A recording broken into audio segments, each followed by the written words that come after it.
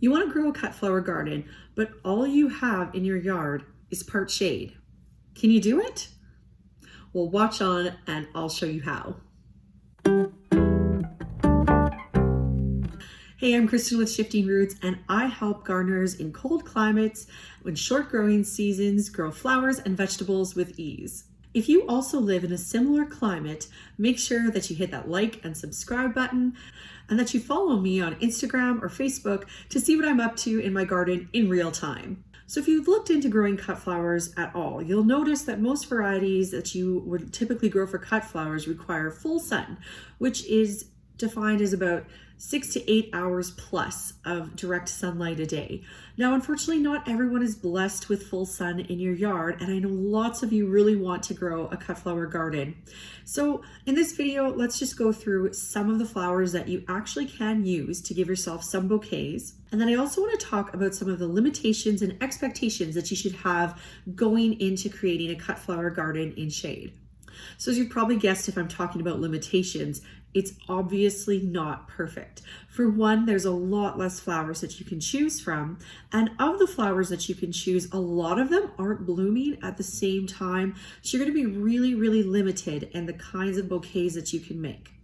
But on the flip side, if you're just doing this for your own personal enjoyment, then absolutely do it. You should. If you're thinking of growing a cut flower garden for profit, then I wouldn't do it in a spot where you only have part shade. There's no way that you're going to have enough flowers and enough variety of flowers to make this sustainable. Another unfortunate thing about having cut flowers that are in shade or part shade is that the stems tend to be a little bit weaker, and a lot of the flowers, when I was researching, don't really have these great stem lengths that we like to see with cut flowers. However, that isn't the end of the world. You could still make little corsages from them, or if you have some cute little fancy teacups, you can make a little arrangement in there, and that would be adorable sitting on your bedstand. So let's get into the flowers that you can use. First up, the perennials. Of all the options in my research when I looked into perennials that would be good for part shade, I think the hydrangea is the must-have one. It offers the biggest blooms, they're beautiful, they come in white, pink, and blue. If you live in a spot where hydrangeas are easy to grow, I would definitely grow a couple of bushes. You'll be really pleased with the results. For zone 3 gardeners like us, hydrangeas can be a little bit tricky to grow, so if you get something like Limelight or Annabelle, look through the Proven Winners series and they have some varieties that will work well in our zone.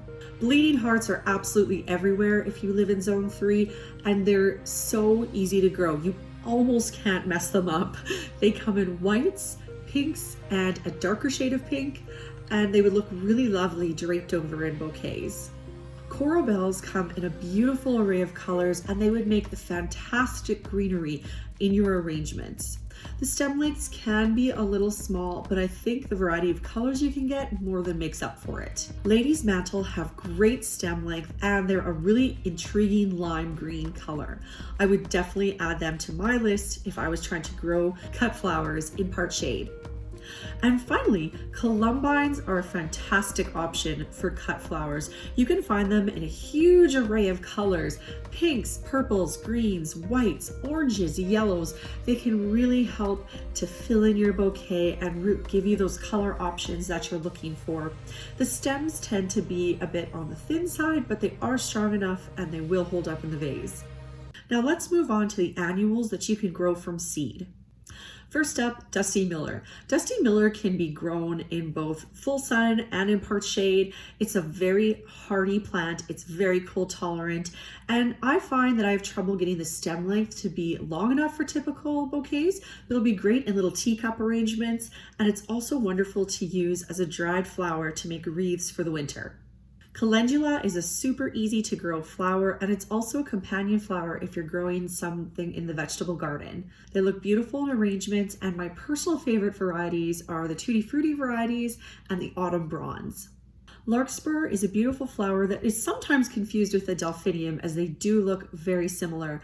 Larkspur comes in shades of blue, pink, purples, and whites. They're a very graceful, spiky flower, and They're a definite addition if you need to grow a cut flower garden in part shade. Foxgloves are another beautiful flower. They're also spiky. They kind of look like they have little bells to them in a sense. I personally don't grow them because they are poisonous to animals and children, and I have a toddler and a baby, and that baby will soon be a toddler. And the current toddler likes to put a lot of things in her mouth, so I'm just going to skip on the foxgloves for a few years. But if you don't have pets or babies that you need to worry about, foxgloves are so beautiful and you really should plant them.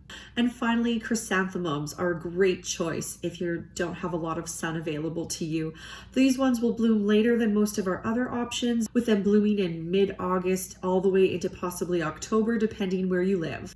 I've also written a blog post that has a few more varieties of flowers for you to choose from. In this video, I thought it was best to just choose the best ones that if I was in that situation, I would grow. But if you're looking for more options, I'll link that post down in the description. If you're interested in cut flower gardening and want to take it to the next level, then I have a couple of resources that can help you.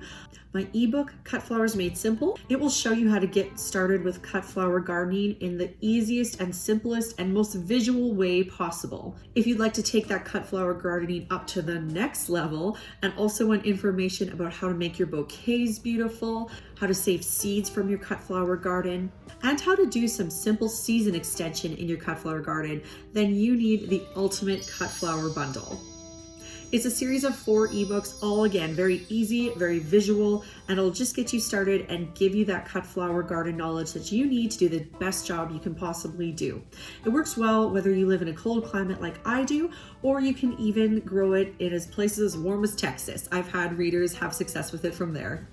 Make sure to hit that like and subscribe button, and I hope you'll join me on Instagram or Facebook, where you can see exactly what I'm doing in real time, which is super helpful if you're also in a cold climate and a short growing season like I am. I hope you enjoyed this video and that it helps you in your cut flower growing journey. We'll see you in the next one. Bye-bye.